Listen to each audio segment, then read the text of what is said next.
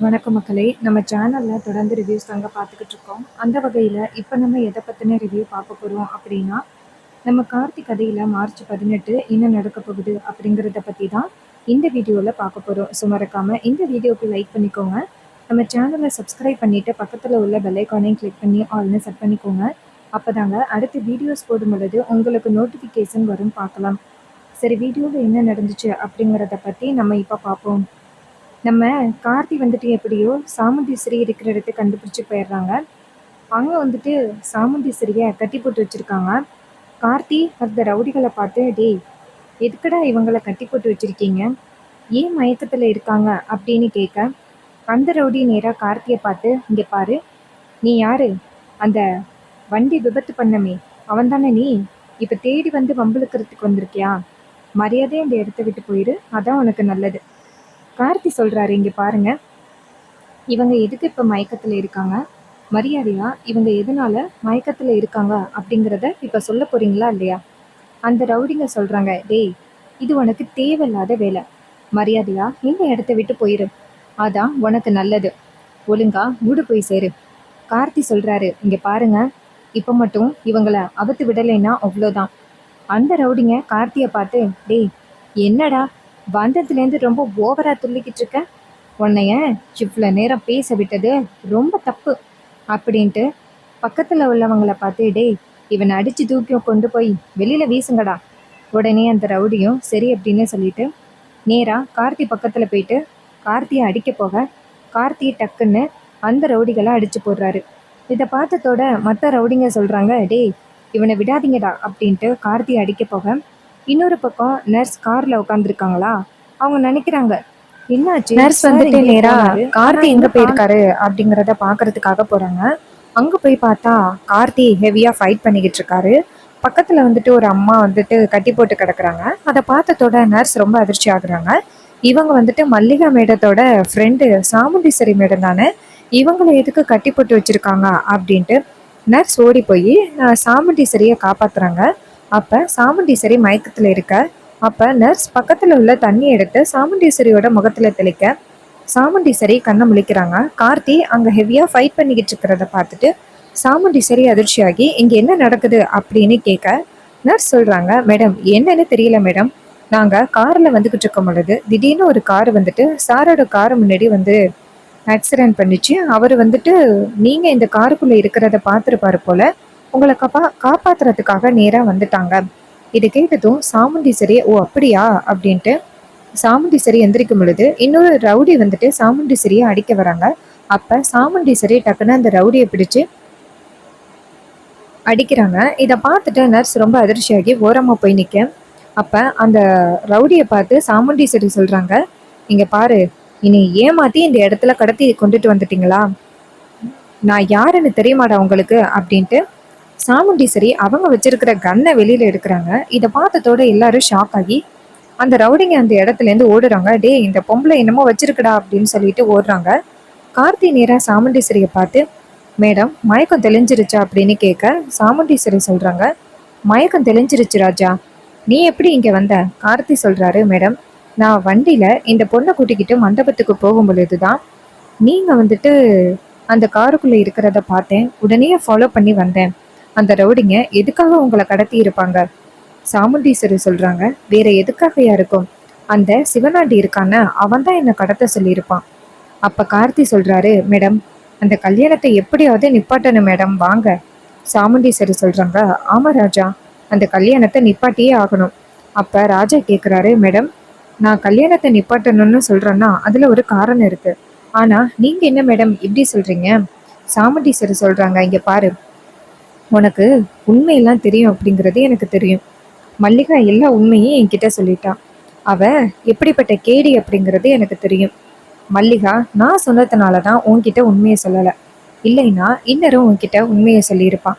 அப்ப கார்த்தி சொல்றாரு, மேடம் அப்படியா இருந்தா எதுக்காக மேடம் இந்த கல்யாணத்தை நீங்க தொடர்ச்சியா நடத்துறீங்க?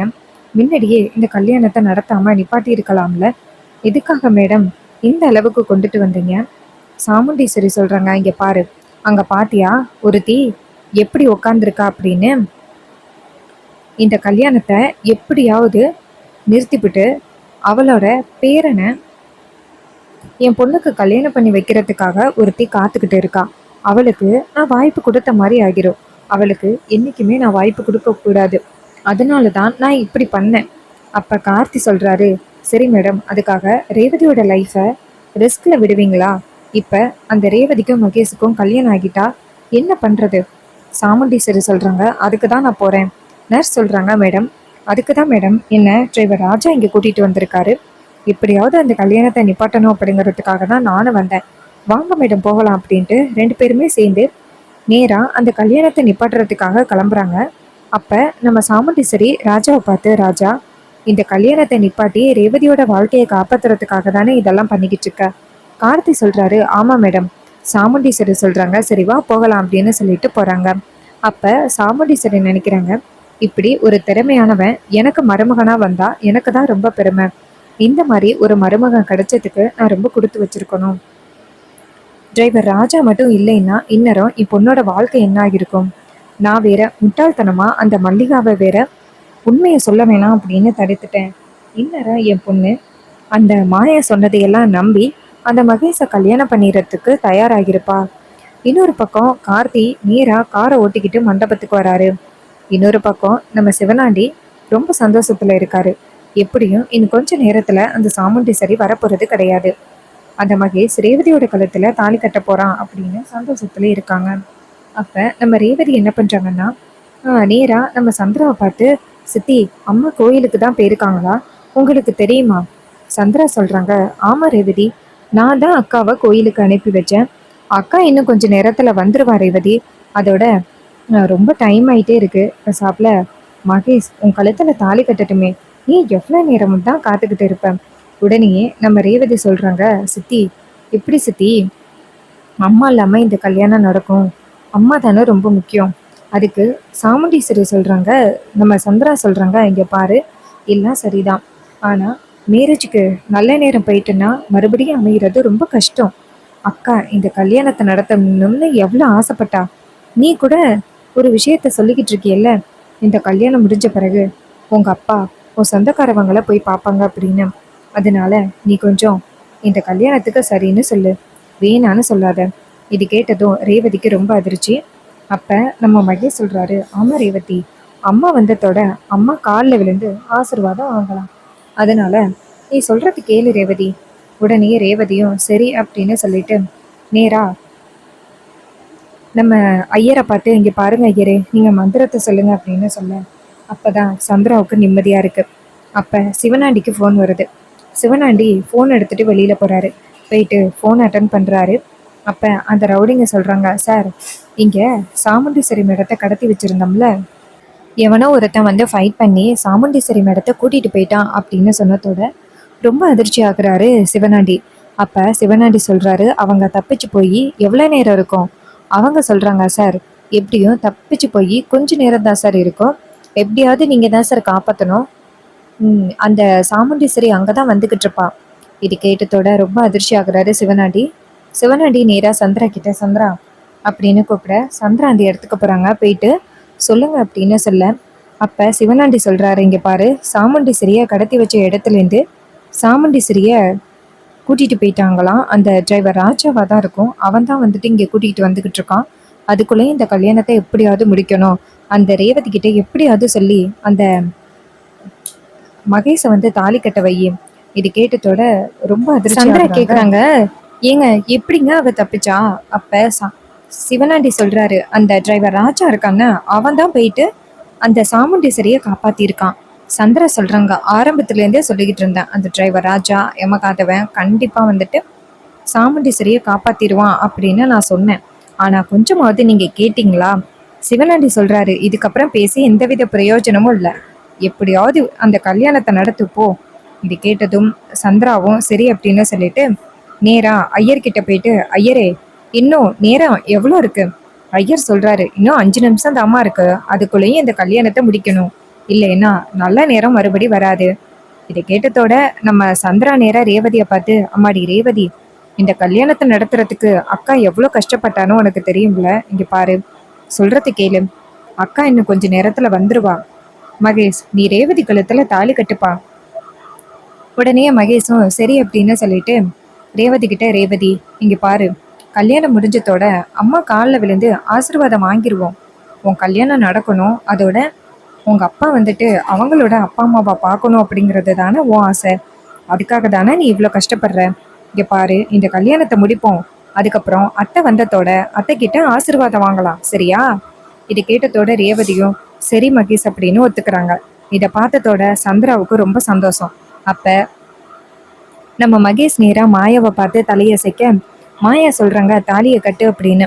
மகேஷும் சரி அப்படின்னு சொல்லிட்டு ரேவதியோட கழுத்துல தாலி கட்ட போறாரு. இன்னொரு பக்கம் டக்குன்னு நிறுத்துங்க அப்படின்னு காதுல விழுகுது. சாமுண்டீஸ்வரி வந்து நிக்கிறாங்க.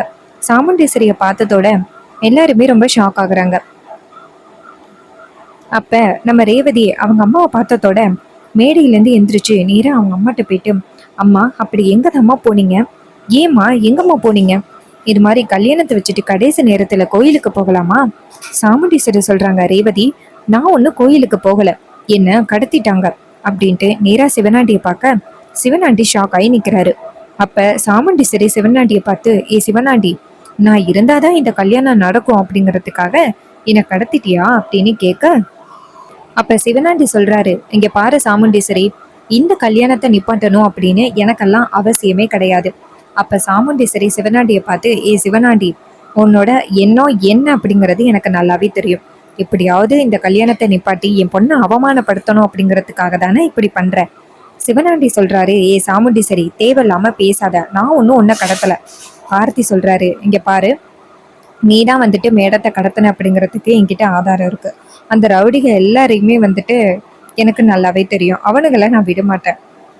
அப்ப சிவனாண்டி சொல்றாரு, ஏ டிரைவர் ராஜா, தேவையில்லாம நீ இந்த குடும்பத்துக்குள்ள போகாத. அப்ப கார்த்தி சொல்றாரு, இங்க பாரு, நீ தேவையில்லாம இந்த குடும்பத்துக்குள்ள தலையிடாத. நீ வந்துட்டு எப்படியாவது ரேவதியோட லைஃபை நாசமாக்கணும் அப்படிங்கிறதுக்காகவும் சாமுண்டீஸ்வரி மேடத்தை அவமானப்படுத்தணும் அப்படிங்கிறதுக்காகவும் தான் நீ இதெல்லாம் பண்ணிக்கிட்டு இருக்க அப்படிங்கிறது எனக்கு நல்லாவே தெரியும். உனக்கு ஃபர்ஸ்ட் அண்ட் லாஸ்ட் வார்னிங்கா சொல்றேன், மரியாதை இந்த இடத்த விட்டு போயிரு. அப்ப சிவனாண்டி சொல்றாரு, சாமுண்டீஸ்வரி நான் ஒன்றும் உன்னை கடத்தவே இல்லை அப்படின்னு. அப்ப சாமுண்டீஸ்வரி நேரா அந்த ரேவதியை பார்த்து, ரேவதி அந்த மகேஷை நீ கல்யாணம் பண்ணக்கூடாது. அப்ப ரேவதி கேட்குறாங்க, என்னம்மா திடீர்னு இப்படி மனமேடையில வந்துட்டு மகேஷை கல்யாணம் பண்ணக்கூடாது அப்படின்னு சொன்னா என்னம்மா இதெல்லாம்? இங்க பாருங்க, ஆரம்பத்திலேருந்தே நீங்க வந்துட்டு உங்க டிரைவர் ராஜாவை தான் எனக்கு கல்யாணம் பண்ணி வைக்கணும்னு ஆசைப்பட்டிருக்கீங்க. அம்மா எப்படிம்மா முன்ன பின்ன தெரியாதவரை என்னால் கல்யாணம் பண்ணிக்க முடியும்? அப்படி என்னை வந்துட்டு நீங்கள் மகேஷ் அந்த டிரைவர் ராஜாவுக்கு தான் கல்யாணம் பண்ணி வைக்கணும் அப்படின்னு நினச்சிருந்தா அவரு கூடயே நிச்சயதார்த்தத்தை பண்ணியிருக்கலாம்ல. தேவையில்லாமல் மகேஷ் கூட கல்யாண மேடை வரைக்கும் வந்துட்டு திடீர்னு இவர் இல்லை, இவரை கல்யாணம் பண்ணக்கூடாது, நான் சொல்கிற ஆளை தான் கல்யாணம் பண்ணிக்கணும் அப்படின்னு சொல்கிறீங்க. இதெல்லாம் கொஞ்சம் கூட நியாயமே இல்லைம்மா. நீங்கள் யாரை வேணாலும் சொல்லுவீங்க, அவங்கள கல்யாணம் பண்ணுவேன்னு நீ நினச்சிக்கிட்டு இருக்கீங்களா? அம்மா இது என்னோட முடிவு, நான் மகேஷை கல்யாணம் பண்ணுவேன். இதை கேட்டதோட மாயா பார்த்துட்டு, அப்படி போடு. ரேவதி கேட்ட கேள்வியால கண்டிப்பா சாமுண்டீஸ்வரியால எதுவும் பண்ண முடியாது. அப்ப சாமுண்டீஸ்வரி மாயாவை பார்த்து, ஏய் ஃப்ராடுகளா, நீங்க 2 பேரும் எப்படிப்பட்டவங்க அப்படிங்கிறது எனக்கு நல்லாவே தெரியும். என் பொண்ணை ஏமாத்தி அவளை வந்துட்டு உங்க கைக்குள்ள கொண்டுட்டு வந்துட்டீங்கல்ல. அப்ப மாயா சொல்றாங்க, மேடம் நீங்க என்ன பேசுறீங்கன்னு எனக்கு ஒண்ணுமே புரியல. அப்ப ரேவதி சொல்றாங்க, மாயாக்கா நீங்க கவலைப்படாதீங்க, நீங்களும் மகேஷும் எப்படிப்பட்டவர் அப்படிங்கிறது எங்களுக்கு தெரியும். உங்க 2 பேரையுமே அவமானப்படுத்துறதுக்காக இந்த டிரைவர் ராஜா தேவையில்லாம தவறா சொல்லி அம்மா கிட்ட இப்படி புரிய வச்சிருக்காங்க. இங்க பாருங்க, நீங்க கவலைப்படாதீங்க, நீங்க 2 பேரும் எப்படிப்பட்டவங்க அப்படிங்கிறது எனக்கு நல்லா தெரியும். மாயா சொல்றாங்க, ரொம்ப நன்றி ரேவதி, நீயாவது எங்க மேல நம்பிக்கை வச்சிருக்கே. அப்ப கார்த்தி கோவமா நேரா மாயாவை பத்தி, இங்க பாரு, இதுக்கு மேல ஏதாவது பேசுனா அவ்வளோதான். சாமுண்டீஸ்வரி நேரா மாயாவை பார்த்து, இங்க பாரு, நீ எப்படிப்பட்டவ அப்படிங்கிறத மல்லிகா என்கிட்ட சொல்லிட்டா. அப்ப நம்ம ரேவதி சொல்றாங்க, அம்மா அந்த மல்லிகா டாக்டரை பொய் சொல்ல சொல்லி இந்த டிரைவர் ராஜா தான் கூட்டிட்டு வந்திருக்காரு. நல்ல வேலை மல்லிகா டாக்டர் அவங்கள பத்தி பொய் சொல்ல முடியாம எனக்கு தெரியாதுன்னு சொல்லிட்டு போயிட்டாங்க. இந்த டிரைவர் ராஜா நல்லவன் இல்லை, உங்களை நல்லா ஏமாத்துறான். சாமுண்டீஸ்வரி ரேவதியை பார்த்து, என்ன ரேவதி, நான் சொல்லி கூடவா உனக்கு புரியல? இங்க பாரு ரேவதி, அவங்க நல்லவங்களே கிடையாது, உன்னை நல்லா ஏமாத்துறாங்க, சொல்றதை கேளு. ஆனா ரேவதி சொல்றாங்க, அம்மா தயவு செஞ்சு இதுக்கு மேலேயும் நீங்க அந்த டிரைவர் ராஜாவுக்கு சப்போர்ட் பண்ணாதீங்க. அப்ப சாமுண்டீஸ்வரி டிரைவர் ராஜாவை பார்த்து, இங்க பாருப்பா, இதுக்கு மேலேயும் இவ சொல்றதை கேட்க மாட்டா, நீ அந்த நர்ஸை கூப்பிடு. அப்ப நர்ஸுன்னு சொன்னதோட மாயாவுக்கு செம ஷாக்கு. மாயா நேரா சாமுண்டீஸ்வரியை பார்த்து, மேடம் எங்களை தப்பானவங்க அப்படிங்கிறத நிரூபிக்கிறதுக்காக இப்படி தேவையில்லாம யாரையோ கூட்டிட்டு வந்துட்டு எங்களை தப்பானவங்கன்னு சொல்லாதீங்க மேடம். இது ரொம்ப பெரிய அவமானம். ரேவதி, நாங்க இங்க இல்ல, நாங்க போறோம். கார்த்தி சொல்றாரு, எங்க தப்பிச்சு போக பாக்குறீங்க? இந்த இடத்துல இருந்து போனீங்கன்னா அவ்வளவுதான் அப்படின்னு சொன்னதால மாயா ரொம்ப அதிர்ச்சி ஆகுறாங்க. அப்ப சாமுண்டீஸ்வரி அந்த நர்ஸை கூப்பிடுறாங்க. நர்ஸ் அந்த இடத்துக்கு வந்ததோட மாயா அந்த நர்ஸை பார்த்துட்டு அதிர்ச்சி ஆகுறாங்க. அப்ப நர்ஸை பார்த்துட்டு மாயா அதிர்ச்சி ஆனதோட மாயா நேரா ரேவதியை பார்த்து, ரேவதி பாத்தியா, யாரையோ கூட்டிட்டு வந்துட்டு எங்களை தப்பானவங்க அப்படின்னு நிரூபிக்கிறதுக்காக எப்படியெல்லாம் பண்றாங்கன்னு பாத்தீங்களா? அப்ப ரேவதி சொல்றாங்க, அக்கா நீங்க கவலைப்படாதீங்க, அந்த கடவுளே வந்து சொன்னாலும் நான் நம்ப மாட்டேன். அப்ப நம்ம கார்த்தி நேரா அந்த நர்ஸை பார்த்து, மேடம் நீங்க ரிப்போர்ட்ஸோட உண்மையான ஒரிஜினல் எல்லாமே வச்சிருக்கீங்களா? மாயா அடிக்கடி ஹாஸ்பிட்டல் வந்ததுக்கான ஒரிஜினல் பேப்பர்ஸ் அதை காமிங்க அப்படின்னு சொன்னதோட நர்ஸ் நேரா ரேவதியை பார்த்து, இங்க பாருங்க மேடம், நாங்க சொல்றத நம்ப மாட்டீங்க, ஆனா இதுல ப்ரூஃப் இருக்கு அப்படின்னு சொல்லிட்டு ப்ரூஃபை அந்த ரேவதியோட கையில கொடுத்ததோட மாயாவும் மகேஷும் பேசிக்கிறாங்க. மகேஷ் சொல்றாரு, மாயா இதுக்கு தான் நான் ஆரம்பத்துலேருந்தே சொன்னேன், இந்த டிரைவர் ராஜா எமக்காதவன், நம்மளை பத்தின உண்மைகளை நிரூபிக்கிறதுக்கு என்ன வேணாலும் பண்ணுவான் அப்படின்னு ஆரம்பத்திலேயே சொன்னேன். ஆனா கொஞ்சமாவது கேட்டிங்களா, பாத்தீங்களா இப்ப என்ன பண்ணிட்டான் அப்படின்னு. சரி வா, இந்த இடத்துல இருந்து எப்படியாவது தப்பிச்சு போகலாம் அப்படின்னு சொல்லிட்டு கிளம்பும் பொழுது மயில்வாகனம் டக்குன்னு வந்து தடுக்கிறாரு. ஏய், 2 பேரும் எங்க தப்பிச்சு போக பாக்குறீங்க? நீங்க என்ன நினைச்சாலும் இந்த இடத்துல இருந்து கண்டிப்பா தப்பிச்சு போகவே முடியாது அப்படின்னு சொன்னதோட மாயா ரொம்ப அதிர்ச்சி ஆகுறாங்க. அப்ப கார்த்தி அந்த இடத்துக்கு போலீஸை கூப்பிடுறாரு. போலீஸ் வந்துட்டு நேரா அந்த இடத்துக்கு வராங்க. அப்ப சாமுண்டீஸ்வரி கார்த்தியை பார்த்துட்டு, இது யாருப்பா அப்படின்னு கேட்க கார்த்தி சொல்றாரு, இவர் என்னோட ஃப்ரெண்டு, நான் இவர்கிட்ட விஷயத்த பத்தி சொல்லிட்டேன், இவங்க மாயாவையும் மகேஷையும் கைது பண்றதுக்காக வந்திருக்காங்க அப்படின்னு. அப்ப நம்ம ரேவதி நேரா அந்த ரிப்போர்ட்ஸ் எல்லாம் பார்த்துட்டு மகேஷை பார்த்து, மகேஷ் நீங்க இப்படிப்பட்ட ஒரு ஆளா இருப்பீங்கன்னு நான் எதிர்பார்க்கவே இல்லை, உங்க மேல நான் முழு நம்பிக்கையோட இருந்தேன், கடைசியில என்னை இப்படி ஏமாத்திட்டீங்களே, எதுக்காக இப்படி பண்ணீங்க, உங்களை நான் ரொம்ப நம்பினேன்னு இப்படி எனக்கு நம்பிக்கை துரோகம் பண்ணிட்டீங்களே அப்படின்னு சொல்ல மகேஷ் அதிர்ச்சியாகி நிற்கிறாரு.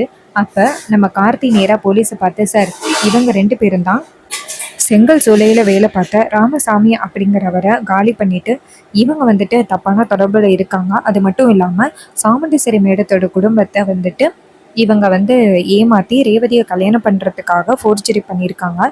அதனால இவங்களை நீங்க கைது பண்ணுங்க அப்படின்னு சொன்னதோட போலீஸ் நேரா மாய மகேஷை கைது பண்றாங்க. இது எல்லாம் பார்த்ததோட நம்ம ரேவதி ரொம்ப அதிர்ச்சியாகி நிற்கிறாங்க. அப்ப சிவனாண்டி இந்த விஷயத்த பயன்படுத்துறாரு.